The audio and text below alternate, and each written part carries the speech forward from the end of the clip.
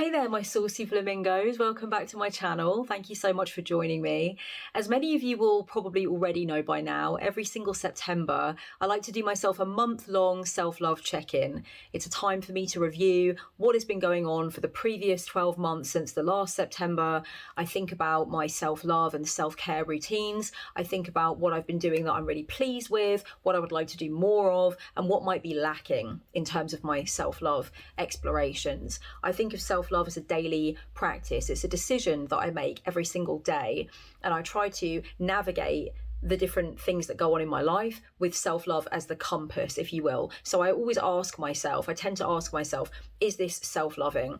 Is this a self-loving choice? Is this a self-loving direction to go in? Is the next thing I'm going to do self-loving? Is it really what I feel is honoring me? Is there anything I'm doing that is significantly unself-loving, and how can I change that? How can I look at it? So it always tends to be like a consideration for me as I'm moving through life.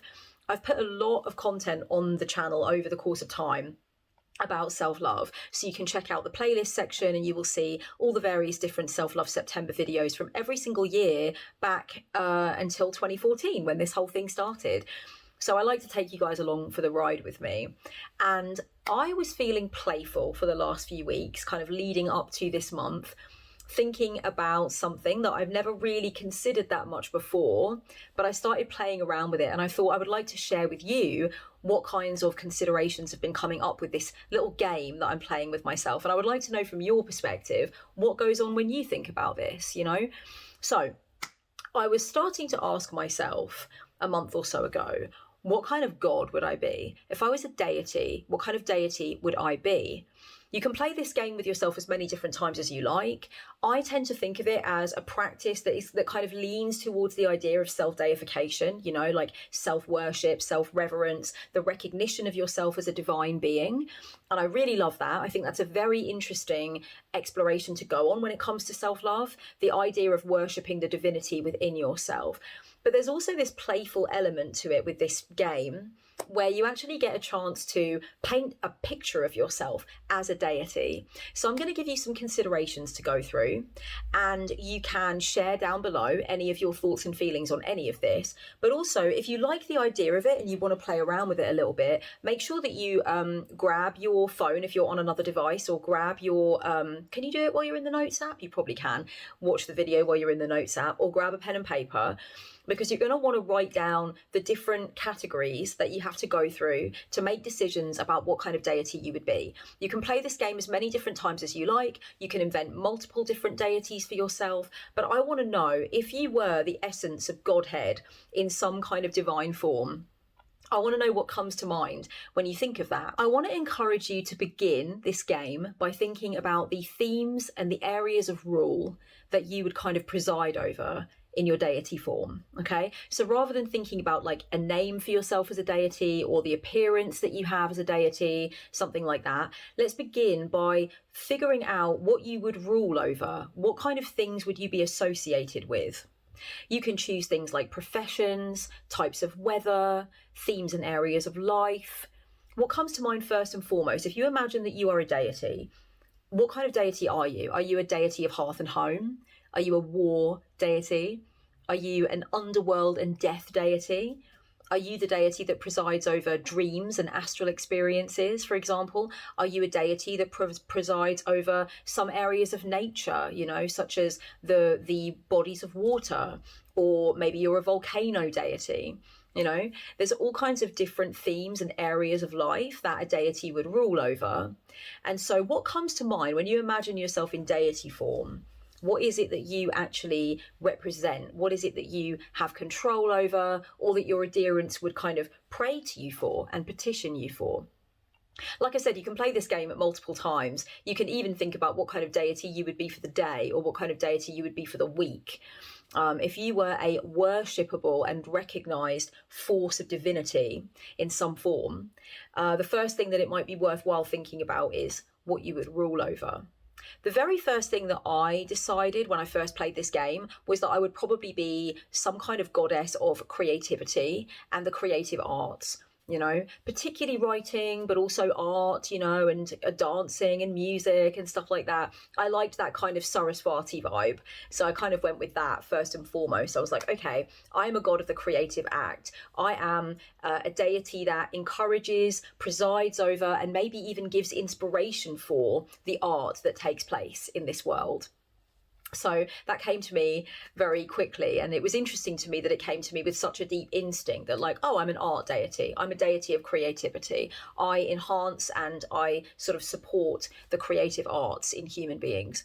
That's the type of deity that I am. That's the theme. Now, don't forget, there are many deities that rule over multiple different areas of life. They help people with multiple different things. They might be a deity of childbirth and motherhood, or child rearing, parenting, but they might also preside over romantic love. There are deities that preside over both like justice and war. There are deities that preside over time and wine. So you might want to have multiple different things. It might be interesting for you, actually, the combination of different things that you preside over. It could be interesting to see the different fractals of yourself in your deity form. So you might think, oh, that's really interesting. I am a deity of space and stars and planets and constellations, but I also seem to be the deity that is like associated with cats. Maybe you're very into space and you're a total space nerd, but you also do cat rescue work, and so you find like those two things go together or whatever. It's an intriguing thing to be able to have a look at your themes and areas of rule. When you look at the themes that you rule over, or the areas of life that you help with, it's really interesting to see what comes through, because those things that come through are often things that you very much associate with yourself, your strengths, or your identity. For me, with the kind of creative deity, the deity connected to art creation, that really made me realize that over the course of time, I found a way to really acknowledge my own creative potential, the power that I wield in that regard, the fact that I am quite creatively prolific, and that's obviously something about myself that I love, and as a deity that I feel would be worthy of worship or recognition, So it's interesting to see what comes through. So make a decision what you rule over. What do you help your devotees with? What is it that would be associated with you as a deity? The next thing you might want to decide upon for yourself in deity form is your appearance. What do you look like? Or what do your devotees imagine that you look like? When your devotees make art that represents you and is supposed to honor you, how do you look when you're presented in the art? Are you some kind of animal? Are you some kind of human figure with certain different, upgrades or like weird things added to you? Maybe you're a human with wings. Maybe you're a human with multiple arms, but essentially you look like a human form. Maybe you're a hybrid of an animal and a human. Maybe you're a hybrid of a human and a mythological animal of some kind. Maybe you are just a mass of energy or a mass of light or a specific swirling kind of color, It could be that you're represented by a specific natural force in the world, like a tree or like a waterfall or whatever. Maybe you're a mass of clouds. Maybe you yourself as a deity are simply a lightning bolt. There isn't really any other form to you except that. It could be that you are represented by a specific object of some kind, So maybe think, after you've considered the themes and the areas of life that you rule over or that you help with, about the appearance that you hold, so that your adherents, when they think of you, think of this specific thing. Don't forget as well, you could be shape-shifty, you could be multiple things. There are lots of gods that turn up as an animal but also have some kind of other form, it's an anthropomorphic vibe. There are some gods that through the course of time have been visualized in different ways. So you might want to decide that, I have several different kind of aspects to me, and those aspects kind of branch off in different directions. So if you think about, for example, triple aspected goddesses, you might find that they are drawn very differently, that artists approach the different aspects of the goddess differently. Maybe they are wearing different key colors for each aspect, for example. It might be the case that as a deity, you find that mostly you travel around as an animal, and when somebody sees that animal, they are to assume that that is you. But you also have other forms. You have kind of maybe a more angelic appearing form, or you have kind of like a very surreal, far out, trippy kind of form. And maybe you're also represented by natural phenomena in the world, So make some decisions about appearance, and if you have multiple different appearances for various aspects of yourself in deity form, then write about why. All of these different things that we're going through that help you design yourself as a deity can always be accompanied by the question, why? So when you're choosing the themes or the areas of life that you preside over as a deity, ask yourself, why? Why have I chosen that? When you're deciding upon the appearance for yourself, again, decide why. Why is it that is what you've chosen for your deity form? Now that you've chosen the areas or the themes that you preside over, and you've also kind of figured out your appearance, and you've kind of written a description of that, or drawn a description of that if you want to, you then can choose the name for yourself in deity form. Now, if you are aspected, if you have various different aspects as a deity, then those parts of you might have different names. So you might be a god that is known by multiple different names. You might just want to choose your own name for your name for deity. But for me, I like to get creative and experimental and think about different names that I would have. So choose a name for yourself as a deity. That would be the next thing to do. You can choose a name that is symbolic of something about the specific theme that you preside over. You can do some research to find particular words that have the same etymological stem as the theme that you preside over as a deity and do it like that. You can choose a specific name of like a comic book character or film character, but sort of repurpose it or maybe flourish it out a bit or add things to it. You can just choose adjectives, you can have go to the thesaurus, write down a describing word that describes you in deity form, and then look at the synonyms and have a look for a specific word that also means that thing. So this can be a really fun, really colourful part of the exploration of yourself in deity mode. Okay, now we have chosen kind of like the bread and butter parts of yourself in deity form. You can start to go deep into an exploration of the characteristics of your deity self. Okay, so here you want to look at your personality traits as a deity. You want to look at your flaws. You want to look at your strengths. You want to think about how your devotees see you and interact with you. So this is really like world building, character development kind of stuff now, guys. When you think about yourself in deity form, you can really consider, okay, what kind of deity am I? Am I vengeful? Am I a trickster? Am I kind of more of a mother goddess? Am I a dark mother kind of figure?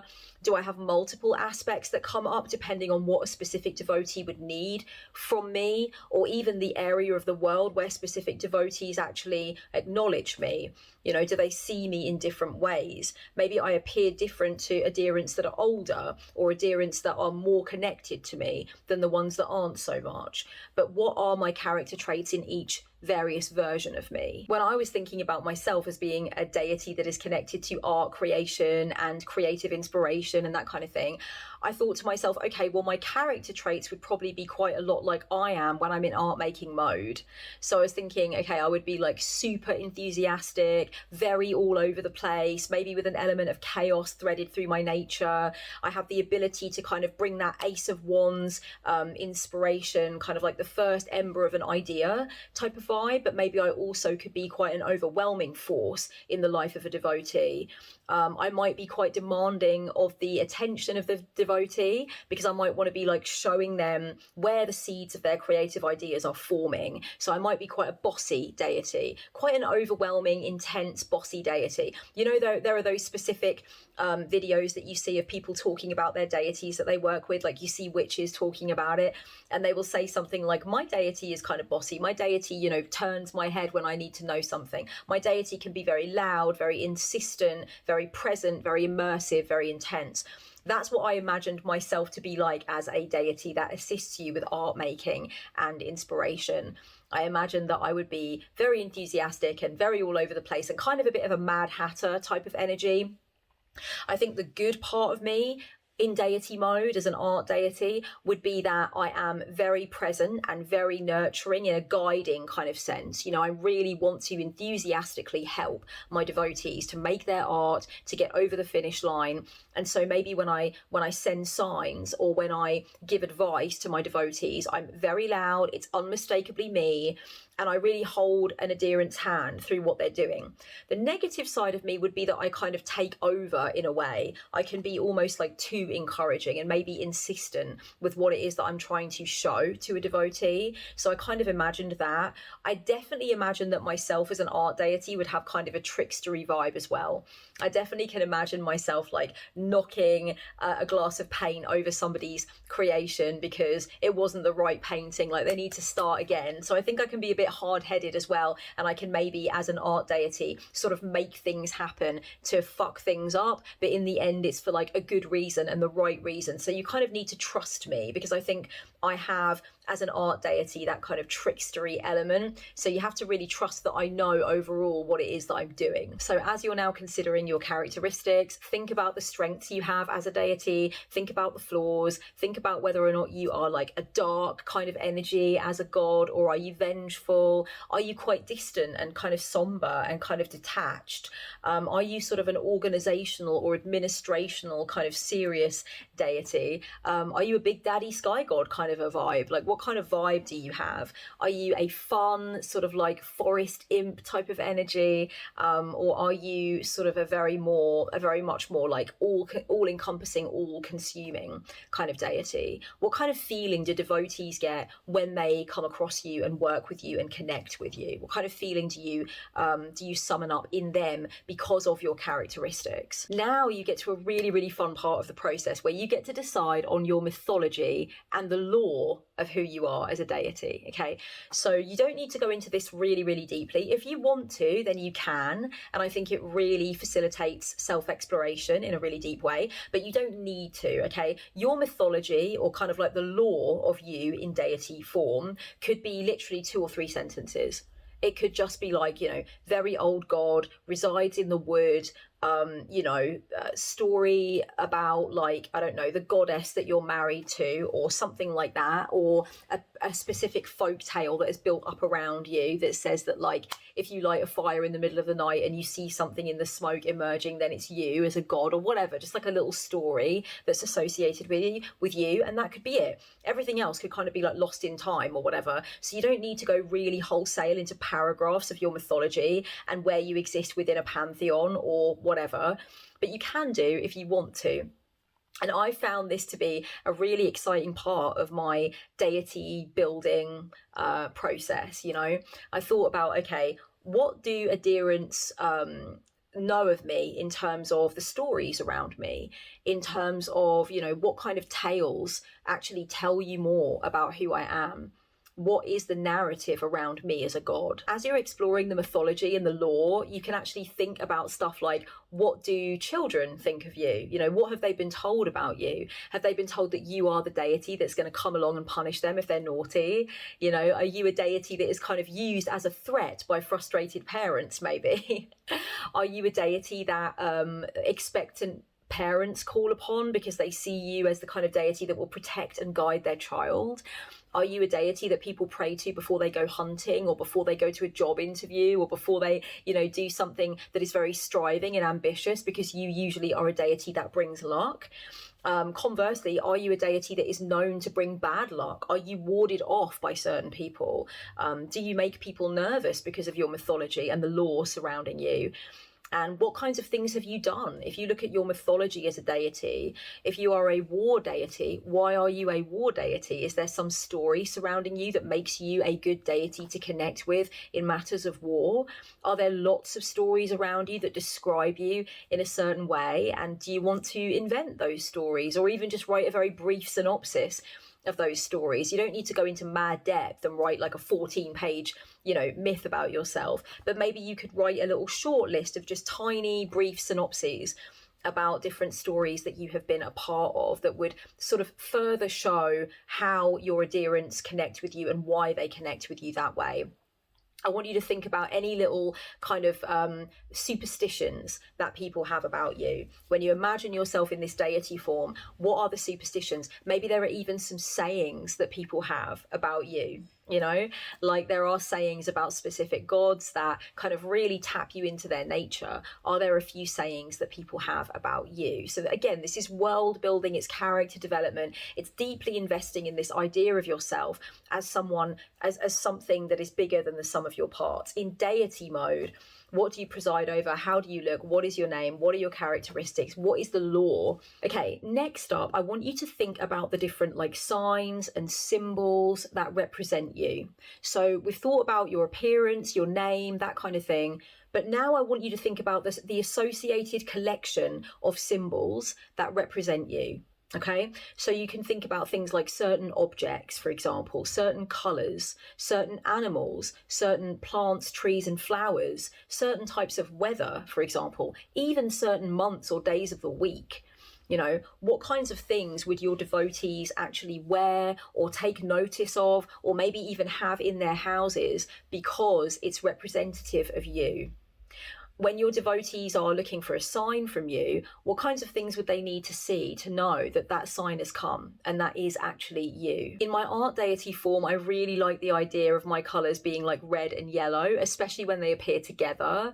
And I really liked anything that's supposed to symbolise me being a kind of hybrid of those two colours, but also anything multicoloured, any kind of rainbows or rainbow coloured stuff. I really like that idea.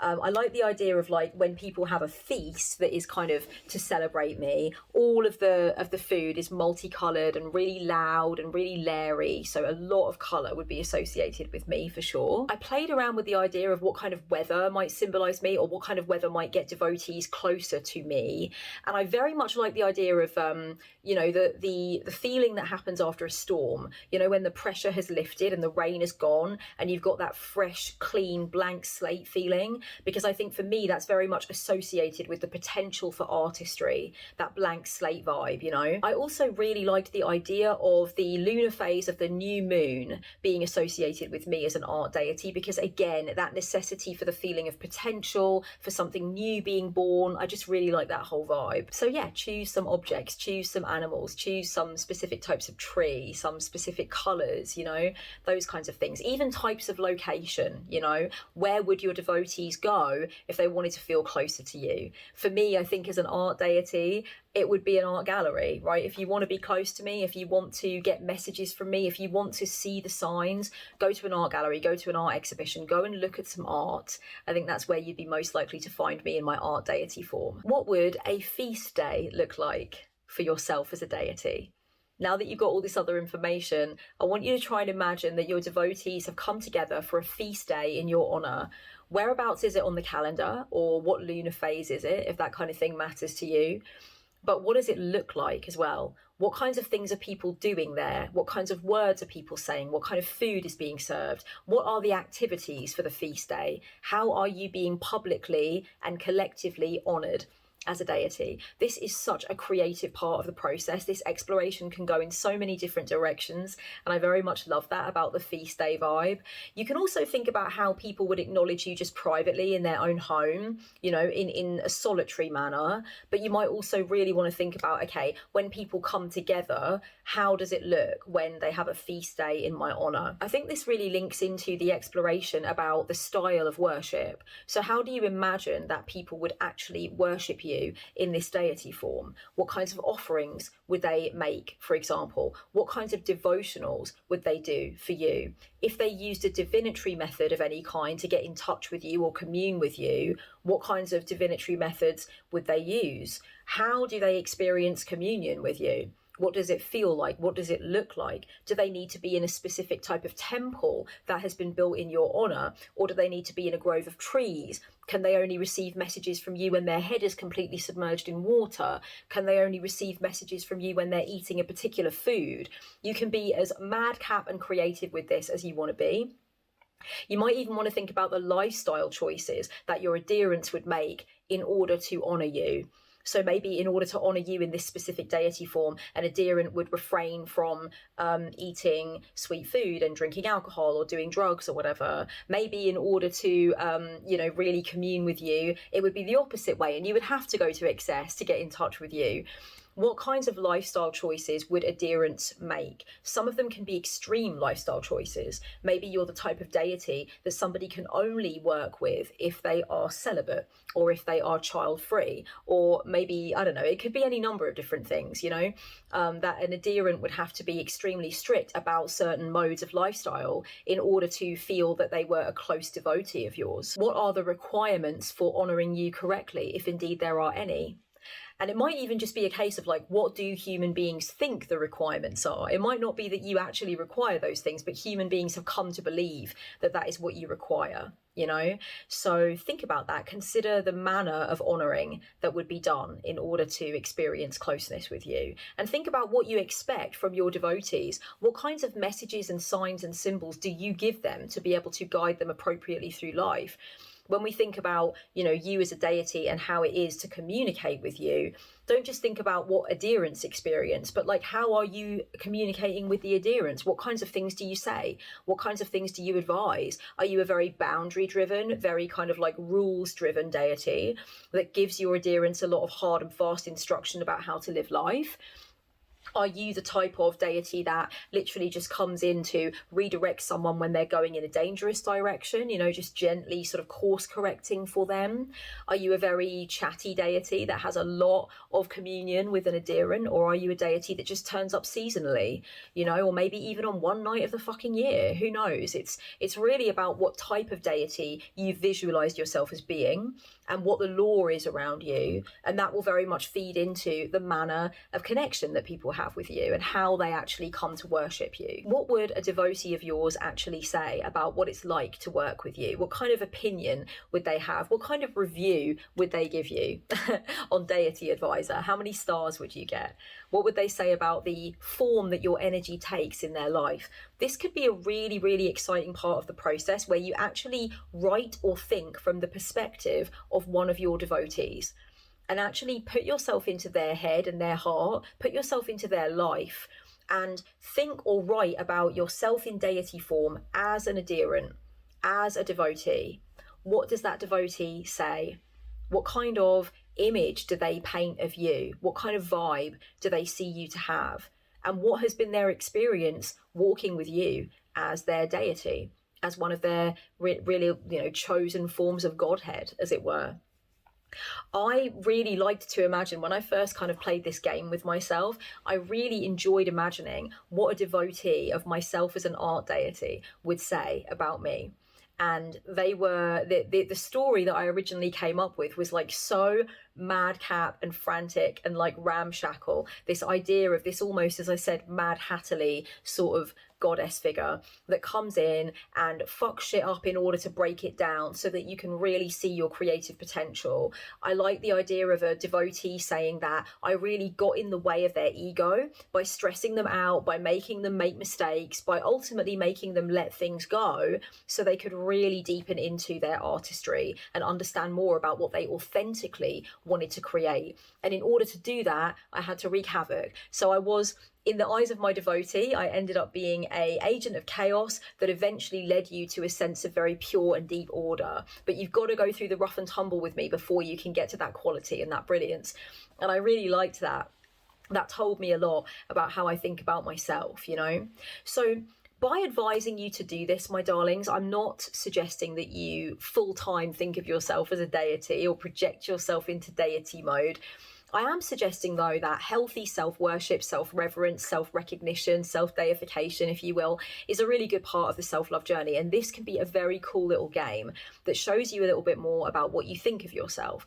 At the beginning, I said that you could do this multiple different times. I am currently working on a couple of little things in my head around what I would be like if I was a bad god. If I was a naughty, I guess in the Christian paradigm, you'd think of it as the devil. One of those gods that is considered to be mad, bad, and dangerous to know, okay? What kind of god would I be then? What would my name be? What would I preside over? And that got very shadowy because, of course, when you think about being a malevolent god, a scary god, a god that makes the population fearful, and then you think, what would the themes and areas of life be that I would rule over as a scary god, as an undesirable deity? the answer to that question goes into shadow work territory. You know, for me, it was really, it was so shadowy that I don't even want to talk about it. It was like things that I know are real faults of mine, like deep faults, things that I haven't been able to deal with even after many moons of shadow working them. They're not completely figured out, and it stressed me out. And so when I thought about myself as a bad deity, a deity that comes into your life and messes things up and is usually considered to be, by the general population anyway, not a great deity to interact with. When I imagine what I would rule over, what would my theme be, I was instantly like, oh my God, I'm doing shadow work. I didn't even mean to. I was just trying to do a creative exercise. But once I started thinking about what I would be like if I was a god that wreaked havoc and wasn't, you know, a good idea to work with, it brought out a lot of things that are my flaws or my mistakes that I keep repeating. And then I would think, okay, how can I bring self-love to that? How can I look at that and witness that and decide that I'm going to bring some nurturing or some gentleness and kindness to that? So it is very interesting. Let me know down below if you thought of anything while I was talking to you today about the type of deity you would be, what you would rule over, what your mythology would be, like what is your vibe as a deity? And did you think about multiple different deities, or indeed a aspected deity? So you're one deity, but you're in multiple different forms. Have you played a game like this before? And what did you come up with? It's really exciting. It's almost like choosing a fictional character for yourself, but on steroids, you know? Putting yourself into God form, thinking about how adherence would work with you, thinking about what your temples would look like or what your feast day would be like. I think this is a very strong use of time this month. So welcome to Self-Love September. If indeed you also like to use the month of September to have that self-love check-in, let me know down below if your creative mind went anywhere while we were doing this exercise. If you would like to join me for more this month on self-love, I am going to be putting a few videos out on the channel, but I'm also going to be talking about stuff related to witchcraft and other things as well. So it's not going to be as full on and as intense this month. However, over on Patreon, there's going to be a lot more of this stuff. So I'm going to be guiding my patrons in how to make a self-love shrine, or a self-deity shrine, if you will. And we're going to be talking about various different things we can do and consider and write about at our shrine to self. So if you want to explore a little bit more about self-deification, self-reverence, and really like bigging yourself up all month long, come and join as a patron. You don't need to join one of the higher tiers if you don't want to. You can join as a cupcake. That's absolutely fine. Everybody is going to be entitled to the same Patreon exclusive Self-Love September content. So come along and be a part of it. Come and join us on the Discord. Come and have access to a lot more self-love reflections, and I will look forward to seeing you there as a patron. Much love until next time, my darlings, and blessed be.